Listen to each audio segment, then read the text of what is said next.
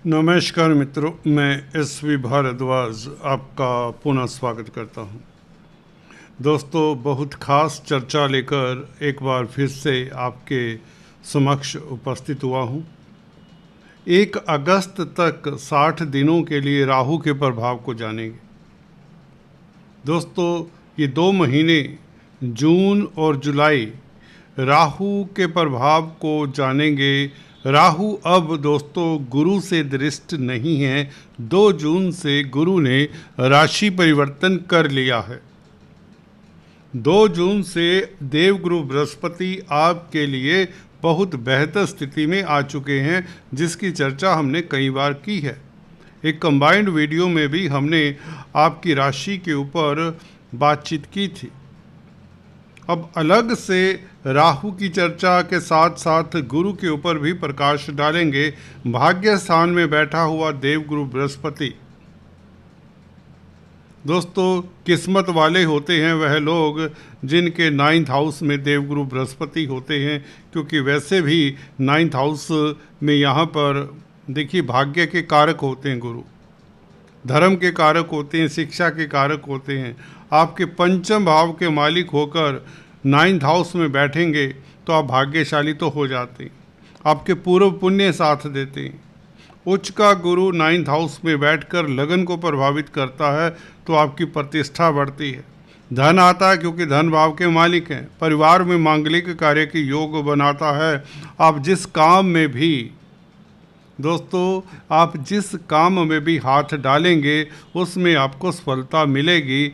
Simple सी बात है। पंचमेश होकर गुरु 9वें भाव में बैठे, एक त्रिकोण का मालिक, पंचम भाव एक लक्ष्मी स्थान है, त्रिकोण है, तो पंचमेश होकर भाग्य स्थान में बैठे वह गुरु, वह भी उच्च का होकर 9वें भाव में बैठे गुरु, तो निश्चित तौर से आपका भाग्य साथ देता है। इस काम में भी हाथ डालेंगे निश्चित तौर से उसमें आपको सफलता मिलेगी, धन मिलेगा, यश मिलेगा, भौतिक सुख मिलेंगे, संपत्ति मिलेगी। नौकरी में, जी हाँ दोस्तों, नौकरी में आपको आपका मनवांछित स्थान मिलेगा।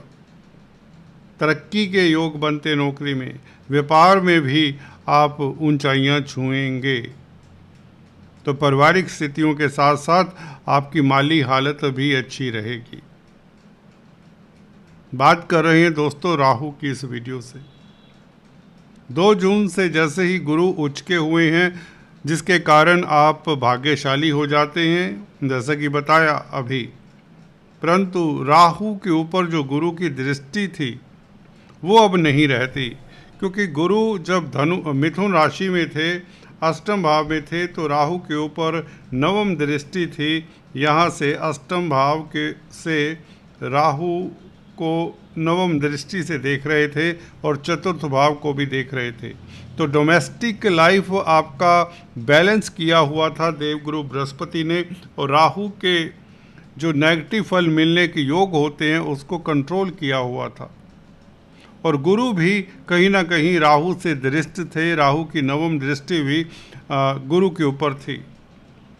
तो गुरु तो निजात पा लेते हैं राहु की दृष्टि से, परंतु राहु यहाँ पर अब आज़ाद हो जाते हैं। गुरु का अब कोई प्रभाव नहीं होगा इस राहु के ऊपर।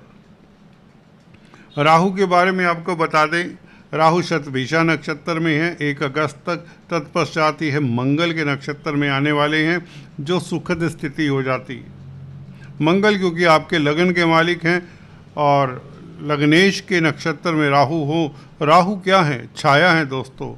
याद रखिए, राहु ने प्रभाव राशि का देना होता है, जिस राशि में होता है, परंतु सबसे ज़्यादा प्रभाव आपको बता दें विद्वानों का मत है कि राहु की, क्योंकि अपनी कोई राशि नहीं होती, जिस तरह से सूर्य चंद्र की एक एक राशि है, बुध शुक्र गुरु मंगल शनि की 2-2 राशियाँ हैं, परंतु राहु का आधिपत्य किसी एक राशि के ऊपर नहीं होता। हालांकि राहु को वृषभ और मिथुन राशि में उच्च का माना जाता है, परंतु आधिपत्य तो नहीं है राहु का किसी भी राशि के ऊपर। तो एक बात यहाँ पर विद्वान कहते हैं कि राहु के नक्षत्र तो हैं ना, जी हाँ दोस्तों, राहु के 3 नक्षत्र हैं दूसरे ग्रहों की तरह। आर्द्रा, स्वाति और शतभिषा नक्षत्र से अभी गोचर कर रहे हैं और 1 अगस्त तक शतभिषा में रहेंगे।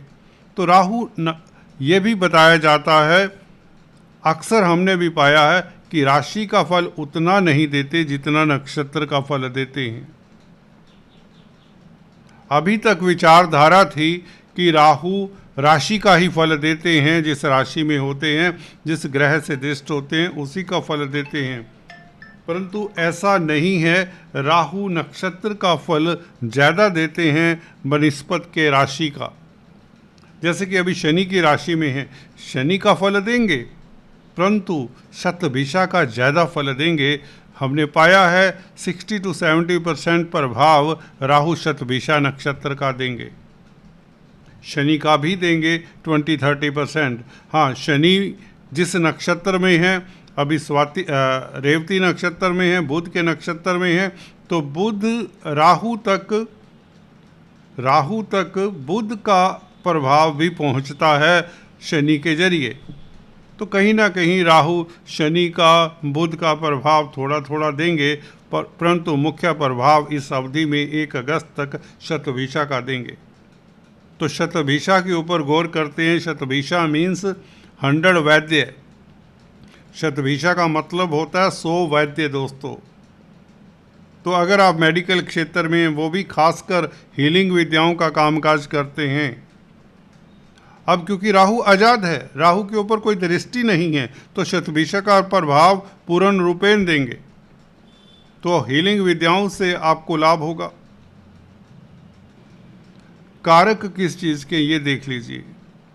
राहु अदृश्य ग्रह है, तो उस तरह के क्षेत्रों से आपको सफलता देते हैं जो अदृश्य शक्ति के ऊपर निर्धारित हैं। राहु का आधिपत्य दोस्तों शतभिषा में होने के कारण ऑनलाइन बिजनेस के ऊपर है, आर्टिफिशियल इंटेलिजेंस के ऊपर है, और electronic, computer, IT line, internet जगत के ऊपर है। जो एनर्जी दिखती नहीं है, जो तरंगों के ऊपर, वेव्स के ऊपर बेस्ड है, वह राहु उस एरिया का कारक है, उस एनर्जी का कारक है। तो जो कंप्यूटर आईटी लाइन के क्षेत्र में है, राहु से प्रभावित रहेंगे। तो अगर आपका स्कॉर्पियो लगन है, वृश्चिक लगन है, वृश्चिक राशि है, तो आप इस अवधि में राहु से ज़्यादा प्रभावित रहेंगे।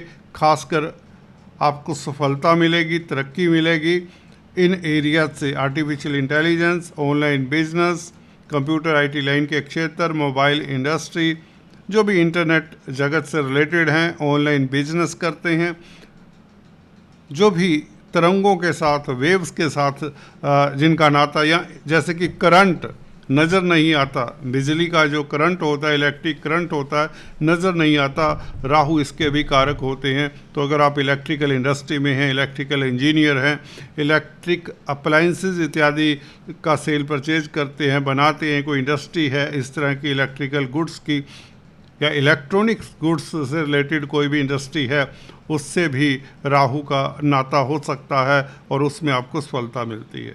क्योंकि राहु अब स्वच्छंद हैं, आज़ाद हैं, इसके ऊपर कोई प्रभाव नहीं। शनि का फल हैं देंगे राहु, शनि की राशि में शनि मित्र हैं, तो शनि भी मैन्युफैक्चरिंग के कारक हैं, तो इंडस्ट्री के कारक है शनि।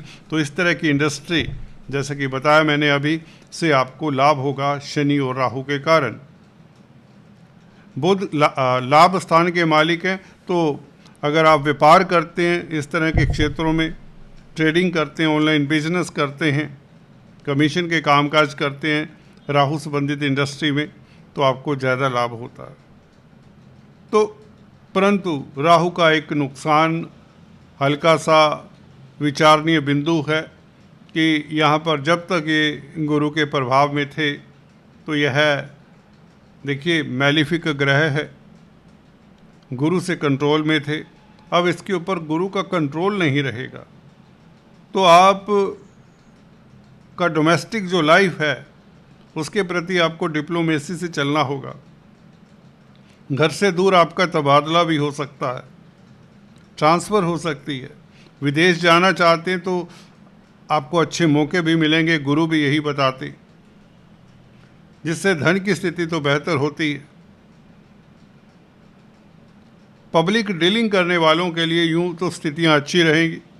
4th हाउस में राहु, शतभिषा के राहु आपके लिए लाभकारी रहेंगे, परंतु घर परिवार से दूर जाने का आपको खलल हो सकता है। अगर आप कोई बिजनेस करते हैं, नौकरी करते हैं, विदेशों में भ्रमण का आपको मौका मिलेगा। You may be interested in going abroad, तो उसलिए भी ये स्थितियाँ आपके लिए लाभकारी हो जाती हैं। तो कुल मिलाकर अगर हम विचार करें, गुरु की स्थिति बेहतर होती है, परंतु राहु की स्थिति उतनी बेहतर नहीं सभी के लिए। खासकर जो विदेश जाना चाहते हैं उनके लिए तो बेहतर होगी, परंतु जो विदेश नहीं जाना चाहते या अपने होम टाउन को छोड़कर नहीं जाना चाहते, उन्हें शायद दूसरे शहर में, दूसरे सिटी में, दूसरे स्टेट में जाना पड़ जाए, या डोमेस्टिक लाइफ उतना हरा भरा ना रहे, ये हो सकता है। इसलिए राहु के उपाय ज़रूर करते रहें। राहु के उपाय मैं अक्सर आपको बताता आया हूँ।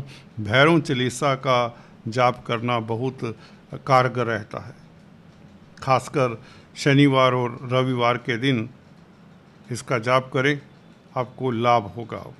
और पक्षियों को बाजरा इत्यादि डालते रहें और मंदिर में नारियल दान करते रहें, तो राहु के अशुभ प्रभाव नहीं मिलेंगे। खासकर उन्हें ये उपाय ज़रूर करने चाहिए जिनकी राहु की महादशा, अंतर्दशा या प्रत्यंतर दशा चल रही है। फिर भी गुरु की जो स्थिति बेहतर हुई है, उसके आगे राहु के ये माइनर से नेगेटिव पॉइंट्स, हल्का सा नेगेटिव पॉइंट आपको ज़्यादा खलेगा नहीं, क्योंकि आप भाग्यशाली तो रहेंगे। इसका मतलब प्रमोशन होगी, प्रमोशन के साथ ट्रांसफ़र हो सकती है, जो अक्सर हुआ करती है। रिस्पॉन्सिबिलिटीज़ आपको एक्स्ट्रा दी जा सकती हैं, क्योंकि केतु 10th हाउस में हो तो इस तरह की स्थिति बनती है। कुल मिलाकर आज इतना ही। Please do subscribe, like and share. Thanks for watching this video. God bless you all.